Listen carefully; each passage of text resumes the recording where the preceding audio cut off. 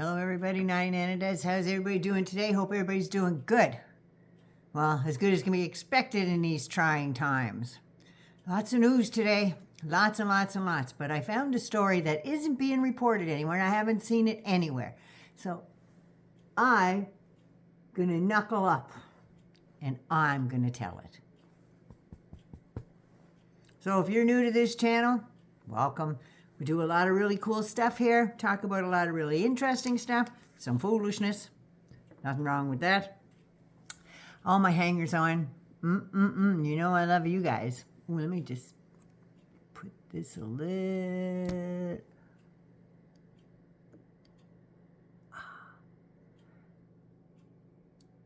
And in case you didn't notice, I've got some sunflowers there for Ukraine. Thinking a lot about them today, and that's what's going to be part of my story today. They are a big part. So, like I said, if you're new, gotta give us the old thumbs up. Hit the subscribe, doesn't cost nothing. We're in a tariff time here. Well, at least here, because Mexico got a reprieve, apparently. We'll talk about that at the end of this one. But, yeah, shall we get into this? Cheers, dears. Oh, geez, that's hot. Oh, hot. It's good, though. Better hot than cold, I'd say. So anyway, I'm going to start with, it was a poem called The Colossus. I know a lot of Americans should be familiar with it. It's a poem by Emma Lazarus, and it was written in 1883, like I said, called The Colossus. Part of it is inscribed on a bronze plaque at the Statue of Liberty. It was written to raise money for a pedestal for the lady to stand on. And it was dedicated to all the refugees who Miss Emma herself helped apply for asylum from anti-Semitism in different places in Europe. So it stands for something. It was a promise of hope. It was a promise of freedom, promise of opportunity. What an ideal. What a promise, right? And what a sense of security newcomers must feel when they seen the Statue of Liberty for the first time. Because I know in December, I went to New York City for the first time in my life, and I seen the lady herself. I seen her going across on the Staten Island ferry during the daytime, and when we come back from Staten Island, it was a little dusk, so she was all lit up. Magic. It just makes your, yeah, that's what it must do for newcomers too. Oh, I gotta stop that. And it says, oh, give me your tired, your poor, your huddled masses, yearning to breathe free. That effectively ended January 20th, 2025 at noon. Those words are now just something that will go into that are in a history book and will probably be banned.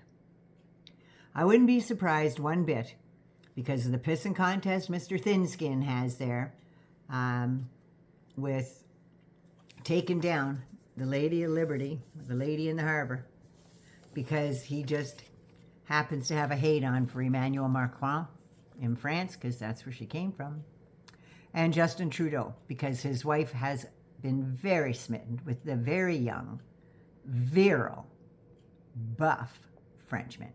So he has a hate on for these two guys. So I wouldn't be surprised if we put a blanket over the Statue of Liberty's head just to piss everybody else off so they couldn't enjoy her. That's just the kind of guy he is. So, two disgusting things that this communist dictator wannabe is doing today is he is ending the Department of Education because God knows he's going to turn it over to the states. Who has the worst educated kids in the states? Red states. He's going to leave their education up to red states. Are you effing kidding me? He always said on that, well, bring me your huddled mass, yearning to be free. That just means bring them to me so I can turn them into ice quicker. ICE is waiting for them. But yeah, Department of Education. He hired McMahon to come in there, run the Department of Education, only she just got sworn in, 2 weeks ago, and now she's going in to dismantle her own workplace? What the fuck are they going to do with it? General services there, the guys that are in things like moving presidents in and out of the White House and stuff like that, they're ordered to put up over 500 federal buildings for sale. You know whose pocket that's going into, right? Not yours. Don't get excited. It's not going into your pocket. But the other most disgusting thing that this fartbag asshole is doing today is he just stripped Ukrainian refugees of their protective status. 240,000 Ukrainian refugees have been stripped of their protective status, and he wants to fast track them to deport them back to Ukraine as soon as April.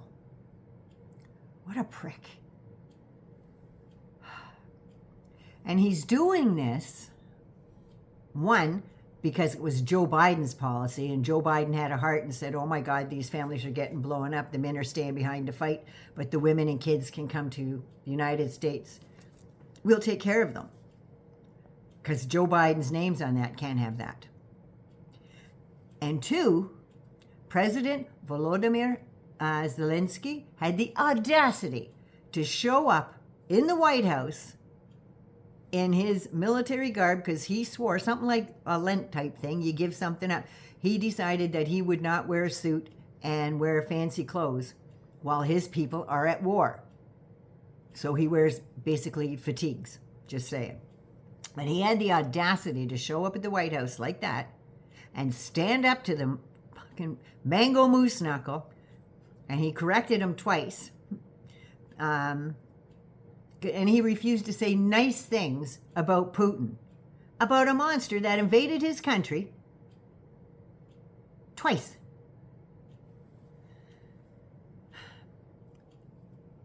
Trump kept saying that when Russia went in first time, it was in 2015. And Zelensky said, no, 2014.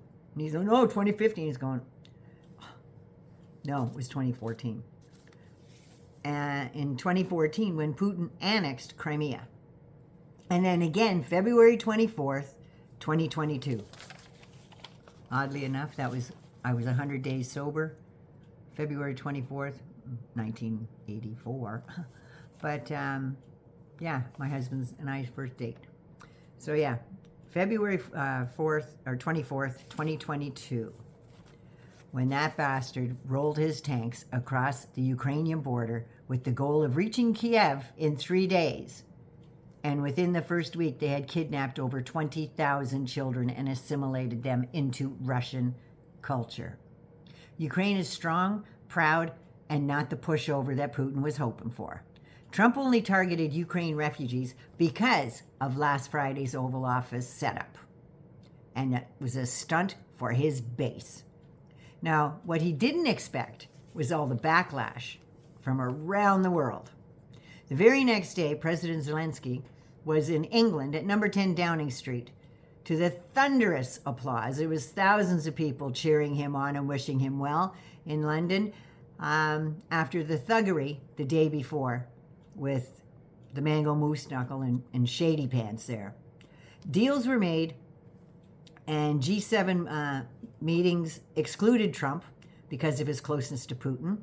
President Emmanuel Macron, Prime Minister Sir Keir Starmer, and Prime Minister Justin Trudeau have led the way on these talks and joined ranks with the EU and are drawing up their own peace agreement with Russia and Ukraine. Only this time, Ukraine will be at that table with the EU. EU countries are gearing up now, seeing as Trump is leaning too far towards a communist sympathy. Well, he's a communist sympathizer now because he's leaning right into Putin. And maybe they can't trust him so much anymore. Norway has made it clear that they are keeping a tight leash on U.S. ships and subs after a privately held fuel supplier last week said it would stop supplying U.S. Navy ships in response to how Zelensky was treated in the White House. And I quote, "Huge credit to the president of Ukraine, restraining himself and for keeping calm, even though USA put on a backstabbing TV show. It made us sick. No fuel to Americans." Unfortunately, that Facebook post was taken down, either by them or other people. Zelensky has since had all support cut off and is no longer receiving intelligence support. Yeah. Talk to be left to your own devices. Trump must have gone through 6 pairs of knee pads this week alone because, Putin seems to have that permanent grin on his face now. And Trump just looks 10 years older, slower, weaker, and really, really tired. And it's not from working, I'm just saying. Meanwhile, Zelensky has been invited to Brussels to discuss Ukraine support, especially now that Trump's cut all aid to his country. Over 20 more countries have joined the coalition of the willing and will support Ukraine with equipment and security after a peace deal is signed. So Russia won't be so all excited there to go back into Ukraine. They're going to have air support and everything else. So Zelensky arrived in Brussels just after a Russian missile hit a hotel that was housing Western charity workers. But Trump's all cozy up in bed with Putin, and Putin's blowing up Western, meaning United States, charity workers.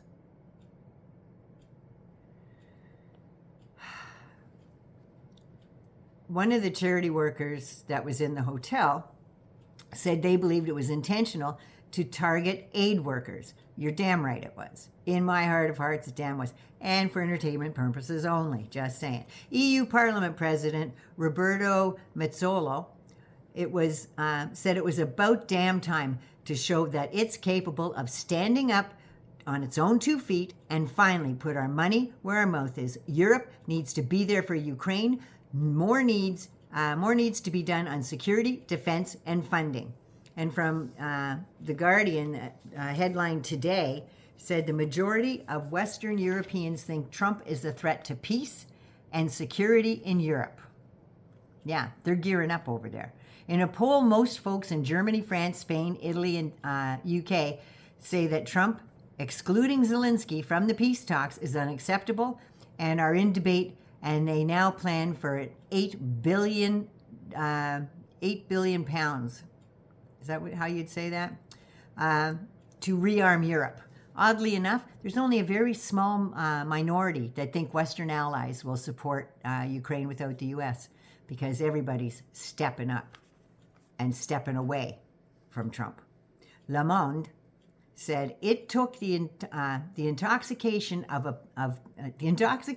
power from an old real estate deal maker turned president, combined with the brutality of a 40-year-old Yale grad, J.D. Vance, veteran of the Iraq War, who now holds the position of vice president, with his illiberal ideologue and attack dog, to finally awaken Europe. An American retreat, because Trump's pulling away from all things European, coupled with obsession with Chinese and Russian power, and in just 5 weeks of the Trump tornado, it has shaken them out of their lethargy for good. Washington's swing in favor of Moscow, spurred on by Trump under the pretext of ending the war in Ukraine, has forced them to look at the U.S. not as an ally, but as an adversary. That's how this is going. He was talking about Zelensky starting World War III. Ichabod sitting in the chair with his big thingies between, and one last thing. The big bloated mango chicken has backed off of tariffs on vehicles in both Canada and Mexico. But he gave Mexico a 1-month exemption in the tariff war. But in a phone call with Prime Minister Justin Trudeau, Trump screamed and swore at him for 50 minutes. Didn't quite get anything accomplished, but according to our Prime Minister, it was, how did he put that? It was very flowery, or I'm going to say blue, to say the least, because Trump was cursing and swearing at him for over 50 minutes. I wonder if he did that with the president of Mexico. Did he berate her and call her all kinds of names? I don't think so. So anyway, what I have to say is, fuck you, Donnie. We are not waiting with bated breath so you can dick with us. You've already sucker punched us in the head. We're ready to go now. We're not taking your bullshit. And apparently, Europe is opening up trade with Canada more and more, so we will depend less and less on you. That's right. We're not going to stand here waiting. Oh my God, is he going to tariff us? What are we going to do? Should we take the stuff off the shelves? Should we put it back on? No, I say take the shit off the shelves and fuck him all the way to under hell. That's where he needs to go, under hell. And back away from Trump and Putin. I'm just wondering if NATO's got the balls to kick Trump out of NATO and put Ukraine in. And another thing I think needs to happen is the European Union, at the very least, needs to admit Ukraine to the EU. And everyone, well, except that asshole, the crackhead in our basement down there, everyone will stick up for Ukraine. So make him part of the EU. Canada's with you. Nana loves you. Let's see what the fart bag's got to say today.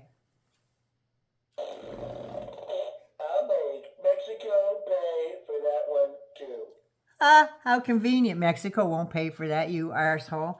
Go change your diapers, Donnie. Nana loves you. Be good, be safe, and please be good to you first,